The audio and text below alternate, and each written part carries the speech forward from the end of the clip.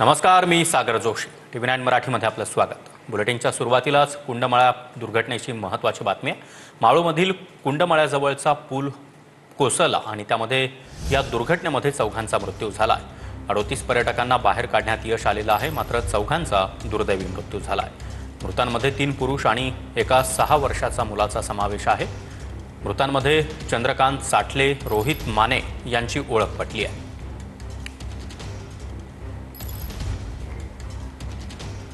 पुन्हा एकदा जाणार आहोत आमचे प्रतिनिधी प्रदीप यांच्याकडे. प्रदीप, सध्या काय स्थिती आहे या परिसरामध्ये? मृतांची ओळख, जे 4 मृत्युमुखी पडलेले आहेत त्यांची ओळख पटलेली आहे का?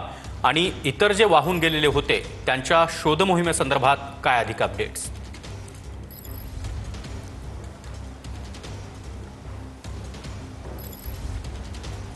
सागर, सुदैवाची गोष्ट म्हणजे या प्रकरणामध्ये आतापर्यंत फक्त 2 मिसिंगच्या तक्रारी आलेल्या आहेत. त्यामुळे वाहून गेलेल्यांची संख्या जी आहे ती कमी असू शकते असा प्रशासनाचा अंदाज आहे.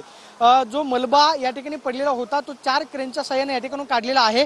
याच ठिकाणी हा पूल जो आहे तो आपल्याला पाहायला मिळत होता आणि पुलाचा सांगाडा जो आहे तो याच भागामध्ये पडलेला होता. ज्या दुचाकी पुलावरती गेलेल्या होत्या, ज्याच्यामुळे ओव्हरवेट झालं, नागरिकांची आलेल्या पर्यटकांची संख्या मोठी होती आणि त्यानंतर ओझ्यानं हा पूल जो आहे तो थेट नदीमध्ये कोसळला. सध्या आपण पाहतोय की गाडीची काय अवस्था झालेली आहे.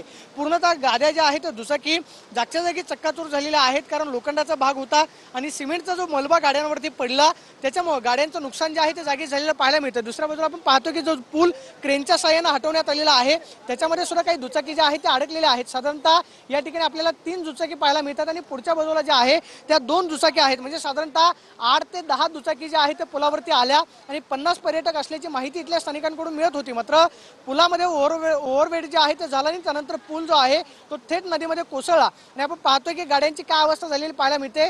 MH14 क्रमांकाच्या या गाड्या आहेत, म्हणजे कदाचित या स्थानिकांच्या गाड्या असू शकतात. मात्र पर्यटनासाठी बंदी असताना सुद्धा एवढे पर्यटक या पुलावरती आले आणि ही सगळी दुर्दैवी घटना घडली. आतापर्यंत 4 जणांचा मृत्यू झालेला आहे, 38 जणांना सुखरूपपणे बाहेर काढलेला आहे. आणि सुदैवाची गोष्ट म्हणजे फक्त 2च मिसिंगच्या तक्रारी ज्या आहेत त्या फक्त पोलीस प्रशासनाकडे आलेल्या आहेत. जर कदाचित कुटुंबियांनी किंवा नातेवाईकांनी आमचे नातेवाईक बेपत्ता असल्याची तक्रार केली तर उद्या सकाळी NDRFच्या जवानांकडून नदीपात्रामध्ये रेस्क्यू ऑपरेशन जे आहे ते राबवलं जाईल. मात्र सध्या आपण पाहतोय की ज्या दुचाकी पुलावरती अडकलेल्या होत्या आणि ज्या स्थानिकांच्या दुचाकी आहेत ते सध्या काढण्याचं काम जे आहे ते बाहेर केलं जातं. MH14 क्रमांकाच्या या सगळ्या दुचाक्या आहेत आणि जवळपास 4 क्रेनच्या साह्यानं हा सगळा मलबा जो आहे तो बाहेर काढण्याचं काम सुरू होतं. दुपारी 3:30 वाजल्यापासून रेस्क्यू ऑपरेशन जे आहे ते या ठिकाणी राबवण्यात आलं आणि त्यानंतर आपण पाहतो या पुलाचा मलबा जो ठिकाणी पडलेला होता तो सध्या या ठिकाणी हटवण्यात आलेला आहे आणि 38 जणांना आतापर्यंत सुखरूपपणे बाहेर काढण्यामध्ये यश आलेलं आहे. दुर्दैवाची गोष्ट म्हणजे 6 वर्षाच्या लहान बालकाचा याच्यामध्ये दुर्दैवी मृत्यू झालेला आहे. त्यामुळे एक मन सुन्न करणारी ही घटना आज काळजाचा ठोका चुकवणारी होती, कारण पाण्याचा प्रवाह मोठ्या प्रमाणावरती होता. येणाऱ्या पाण्यामध्ये रेस्क्यू करणं सुद्धा NDRFच्या जवानांना अडचणीचं बनलेलं होतं. मात्र अशा परिस्थितीमध्ये सुद्धा रेस्क्यू ऑपरेशन केलं.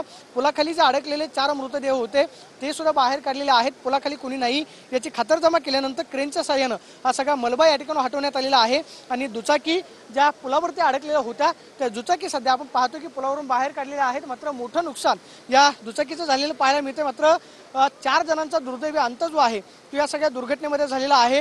राष्ट्रीय स्तरावरून सुद्धा या दुर्घटनेबद्दल शोक व्यक्त केला जातोय. मात्र या दुर्घटनेनंतर प्रशासन काही शिकणार आहे की नाही हा प्रश्न या निमित्तानं उपस्थित झालेला आहे.